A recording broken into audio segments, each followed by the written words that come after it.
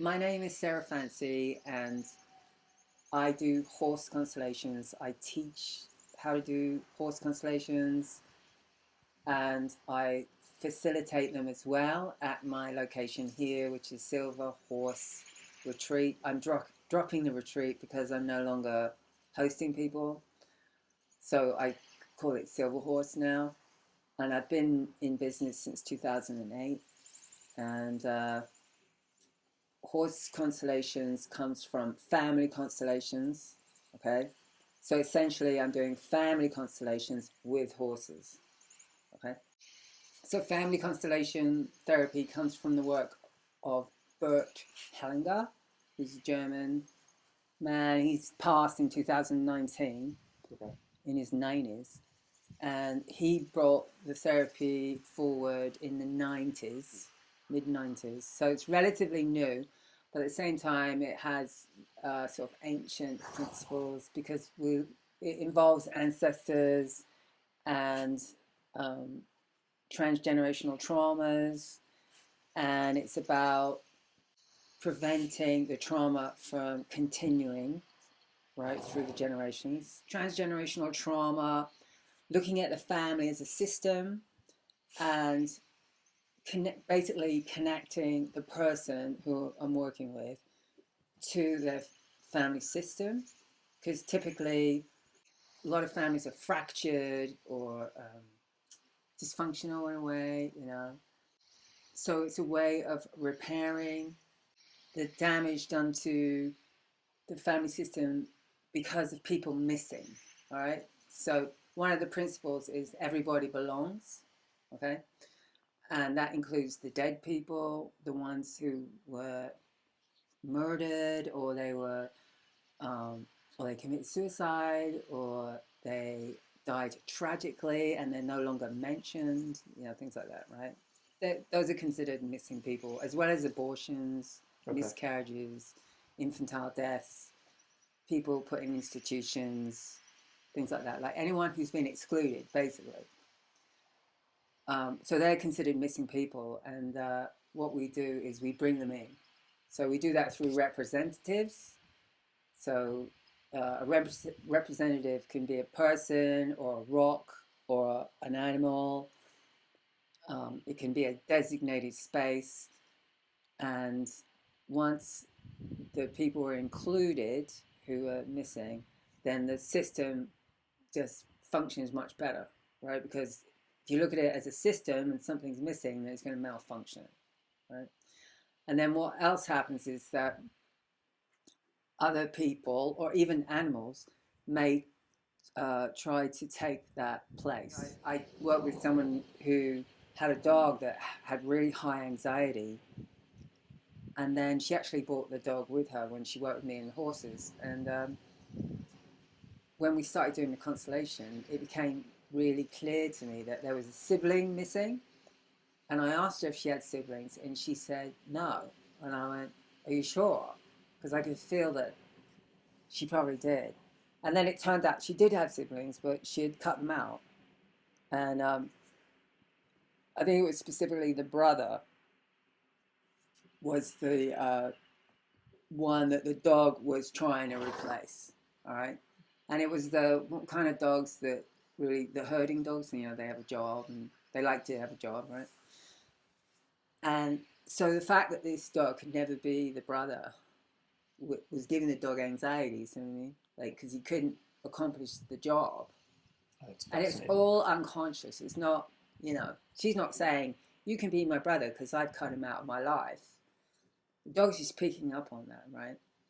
And when we did the constellation, because I went into the role of the anxiety of the dog with anxiety, and when we brought the brother in and we honored him, I see you, you're my brother, I'm your sister. We say things like that to establish who is who.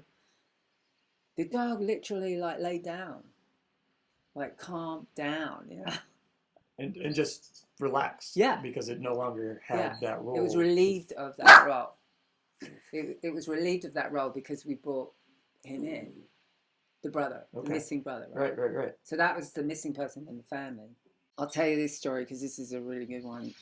So I had a family come. So I normally don't work with the family because the family can be represented, right? So I could just work with one family member and then the other members can be represented.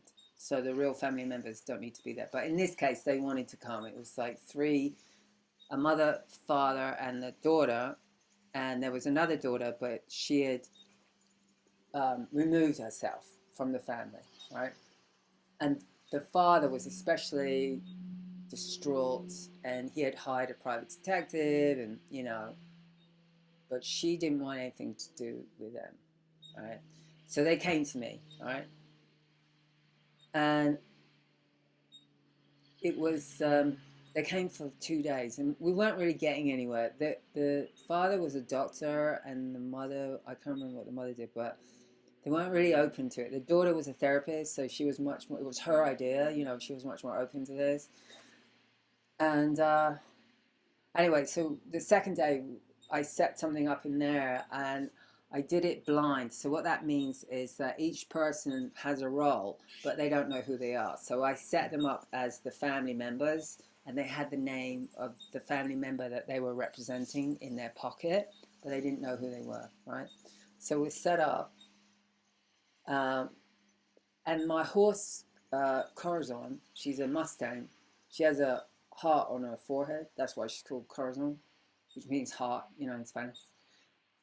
She comes over and she stands next to one of the people, and she just stands by her side, and she's just standing there for ages. And nothing was giving, and I just said, like, who died? Like, someone died here. Who died? And finally, the father said to the mother, didn't you lose a sister, a sibling? Didn't you have a sister that died? And she said, oh, yeah, she died at birth. And I said, oh, what was her name? And she said, Corazon, right? Yeah. The name of the dead baby was called Corazon. And then okay, so then I go, wow. I go, do you know the name of my horse? And she went, no. And I said, it's Corazon. But it kind of went like that, There was no sort of like, oh my God. I was like flabbergasted, but didn't seem to land, I don't know why. But when we looked at who was who, it was her. It was the mom that Corazon was standing next to. So she was standing, the dead sister was standing next to the mom, which was perfect, position. Yeah. That's amazing. I know. I So there's a sort of mystical aspect to it too. We're working in a field, they call it the knowing field in constellation work. And it's basically based on this is how I explain it. Everything that happens is recorded. You could say it's video recorded, whatever, and then it's kind of stored in an iCloud or whatever. And we can have access to that information through intention. And it comes through the body. It comes through the senses and the sensations and the feelings. And so in the constellation, I'm always saying, like, what's going on right now? How do you feel? What do you notice? And it's really important to be present, right? So with the horses, it's great because they encourage people to be present, because if you're not, you're going to get stepped on, or you're going to get knocked over, or So it does help people be present. And that's where the healing happens. I mean, it's not going to happen in the past or the future stories, well, I remember, the other day or whatever. It's all about being present, noticing how you feel, following the movement in your body, and then all the information comes through, and then the horses will come and participate, in the ways that I've mentioned, What is it about including the horses in this practice that makes it different from other forms of therapy? Okay. Well, so first of all, we're outdoors. Okay, so that's huge, because typically therapy is done indoors in a controlled environment. We're out here, there's no ceiling, we're exposed to the elements, and then you have horses, right? So people usually love horses. Most people do. Some people are scared of them. Essentially, what happens is the the horse the horse's heartbeat entrains ours, meaning ours will go into their rhythm. It will synchronize to them. Okay, so basically, our hearts come into resonance with a horse because and theirs are bigger, so they're stronger. So there's a nice feeling that comes with that, and there's a sort of knowing that horses have that is quite astounding, and it etches in the person's experience in the sense that they'll always remember that. They'll always remember what happened, what the horse's name was. And people say to me, "Do you remember when do this?" You know, no, I don't really. Sorry, but it's because I work with people a lot, you know. But they'll remember it for years, and whereas like a regular therapy session, you might not remember it, right? In that way. So, so they add something to the sense of it's memorable, and it's a different type of experience. It's not riding, obviously, right? Which is typically what people think that you do with horses, get on their backs. So this is an experience that a lot of people have never had, right? They've never viewed horses in this way as therapeutic. Um, and the way that I look at it is that they understand sort of primary things like belonging, right? Because they're heard, like rejection, um, love, yeah. Not that they're lovey-dovey and things like that, but I definitely feel that they resonate with that. Uh, because in family constellations, we're accessing the love in the family because there's always love there underneath all the trauma, let's say that. There's love underneath that. And so we're sort of tapping into that and letting that flow out. And that flows down the generations because, you know, the mother gives life to the child will maybe have children give life to them, so it flows down. And it can get blocked if there's traumas, right? Where the heart gets shut down. So so they have that the sense of belonging, and for them it's survival, right? The herd is a survival mechanism because otherwise they're vulnerable to predators, things like that. It's like they can tune into the person's family system and have a sense of where it's broken or where there's something missing there, you know, and they will come in and they'll either obviously represent a missing person, okay, or they'll nudge the person to someone like, you know, you need to take your mother, you need to take your father, meaning you need to acknowledge that this is your mother, this is your father, right? um, and they'll like the big horse that you know, this diva, she'll sometimes just come in the middle, you know, and just stand there right in the middle of what we're doing. And it's like the elephant in the room. There's something really big that we're not seeing here. And then it comes, you know, then it's, oh, someone died, like tragically, or someone committed suicide, or someone's not being honored somewhere in the family. And each horse has their own sort of specific way that they work. You know, they're not all the same. When I got Pappy, he was a rescue, and his name was Apollo. He'd gone through so many name changes, and I just didn't feel like Apollo fitted him, and I couldn't really say Apollo. It just didn't feel right. And I was up there with him. There's a whole other area up there. And I just started calling him Pappy, and he responded to that. And I've never called a horse Pappy. I mean, that's typically a Spanish-speaking name, obviously, right? And it's a term of endearment. And anyway, I just started saying, yeah, Pappy, Pappy. And he was responding. And I thought, that's his name. That's what his name's supposed to be. And then I found out that he lived next to the stallion called Pappy, who was everybody wanted. Whereas this Pappy, nobody wanted him. And he was kind of ignored, for years. And I thought, well, he liked that name, because he saw that horse get was quite popular and wanted. I don't know, maybe I'm making it up, but it just sort of came to me. And now in constellations, he's very participatory and active. He definitely holds the male role. And I worked with someone, and we talked about it after, and she said, uh, yeah, Pappy as well. And then she said, Daddy. And then I went, oh, yeah, because in her conversation, it was about the father who was missing. Like, she did not like her father, and Pappy was just all over her,